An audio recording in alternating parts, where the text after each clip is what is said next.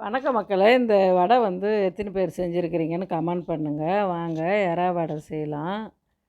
1/4 kilo அளவுக்கு கடலப்பருப்பு எடுத்துக்கணுங்க. அது 2 மணி நேரம் ஊற போட்டுக்கோங்க. நல்லா ஊறட்டும். எறா 1/4 கிலோவுக்கு அதிகமாகவே எடுத்துக்கணுங்க. அப்போ தான் டேஸ்ட்டு நல்லாயிருக்கும். மஞ்சத்தூள், மிளகுத்தூள், உப்பு போட்டு நல்லா தண்ணி போகிற வரைக்கும் இது மாதிரி வறுத்துக்கோங்க.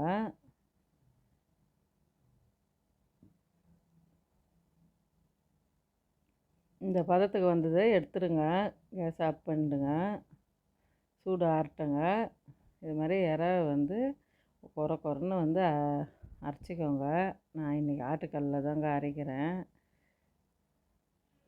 மேல் போட்டு பருப்பு போட்டுக்கோங்க. பருப்பும் கொரன்னு தாங்க அரைக்கணும். மிக்சியில் போட்டால் நைஸாக வந்துடும், அந்த டேஸ்ட்டு வராது.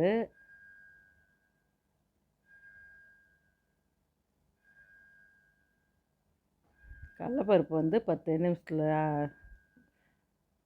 ஆட்டுக்கல்லில் ஆட்டி எடுத்துக்கலாங்க. அரிசி மாவு ஒரு 2 ஸ்பூன் போட்டுக்கோங்க. பச்சை மிளகா போட்டுக்கோங்க.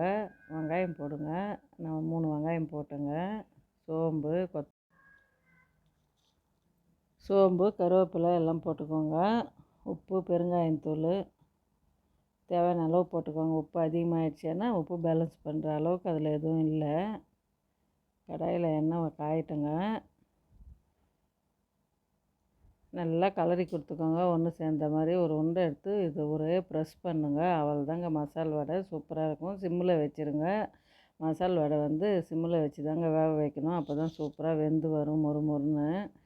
எறா வடை எத்தனை பேர் செஞ்சுருக்கீங்க கமெண்ட் பண்ணுங்கள். சூப்பராக இருக்குங்க. இது மாதிரி வடை செஞ்சு கொடுங்க. நல்லா செவக்க வெந்ததை எடுத்துருங்க.